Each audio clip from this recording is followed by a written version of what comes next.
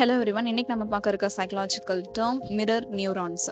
So பொதுவாகவே நம்ம பாடி வந்துட்டு எப்படி வந்துட்டு கவர் ஆச்சு அப்படின்னா, ஃபர்ஸ்ட் வந்து செல்ஸ், அதுக்கப்புறம் டிஷ்யூ, அதுக்கப்புறம் ஆர்கன். ஸோ அந்த மாதிரி தான் நம்ம பாடி ஃபுல்லாமே இருக்கும். நியூரான்ஸ் அப்படின்றது அதுவுமே ஒரு செல் தான். ஓகேவா? பிரெயின்ல வந்துட்டு பில்லியன்ஸ் ஆஃப் நியூரான்ஸ் இருக்கு, பாடியிலுமே நிறைய நியூரான்ஸ் இருக்கு. இந்த மிரர் நியூரான்றது ஒரு ஸ்பெஷலான செல்.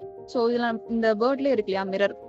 ஸோ கண்ணாடியில நம்ம என்ன செஞ்சாலுமே அது திருப்பி செய்யும் இல்லையா? அப்படியே நம்ம பார்க்க முடியும். என்ன செய்றோமோ அது அப்படியே ஆட்டோமேட்டிக்கா செய்யும். ஸோ அதே தான் மிரர் நியூரான்ஸுமே அதே தான். ஸோ மிரர் நியூரான்ஸ் எப்பவுமே ஆக்டிவா தான் இருக்கும். எப்போ ரொம்ப ஆக்டிவா இருக்கும் அப்படின்னா, இப்போ நம்ம வந்து இப்போ ஒரு எக்ஸாம்பிளுக்கு பார்த்தோம் அப்படின்னா, நடந்து போயிட்டு இருக்கீங்க. உங்களுக்கு தெரிஞ்சவங்க ஆப்போசிட்ல வராங்க. உங்கள பார்த்து சிரிக்கிறாங்க. டக்குன்னு அவங்களும் சிரிக்கிறாங்க. ஆட்டோமேட்டிக்கா நம்மளுக்கும் சிரிப்பு வரும்.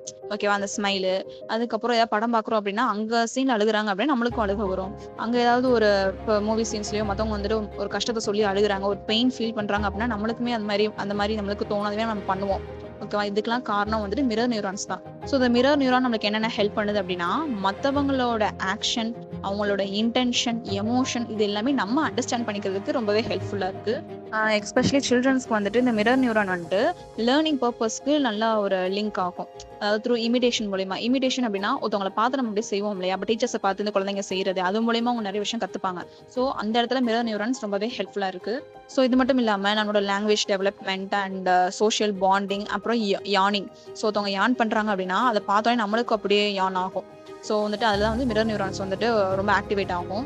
சப்போஸ் இந்த மிரர் நியூரானோட ஃபங்க்ஷன்ல ஏதாச்சும் ப்ராப்ளம் ஆச்சு அப்படின்னா, அது என்ன மாதிரி கண்டிஷன்ல போய் முடியும் அப்படின்னா, ஆட்டிசம் ஸ்பெக்ட்ரம் டிசார்டர்ஸ்ல போய் முடிய வாய்ப்பு இருக்கு.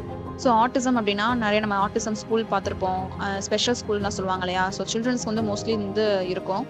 ஸோ ஆட்டிசம் அப்படின்னா இட்ஸ் நியூரோ டெவலப்மெண்டல் கண்டிஷன். ஓகேவா? அது வந்து நம்மளோட பிஹேவிங், கம்யூனிகேட், மற்றவங்களோட இன்ட்ராக்ட் பண்றது எல்லாமே வந்துட்டு அஃபெக்ட் பண்ணும். ஸோ அதான் வந்துட்டு பொதுவாகவே நியூரான்ஸ்ல பிரச்சனைனாலே இது வந்து வர வாய்ப்பு இருக்கு. மிரர் நியூரான்ஸ் வந்து ஒரு ஸ்பெஷல் செல் இல்லையா? ஸோ அதோட ஃபங்க்ஷன் அஃபெக்ட் ஆச்சுன்னா ஆட்டிசம் வரதுக்கு வாய்ப்பு இருக்கு.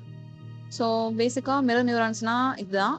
ஸோ நெக்ஸ்ட் வீடியோல வேற நம்ம சைக்காலஜிக்கல் டெர்ம்ஸ் பத்தி பார்க்கலாம்.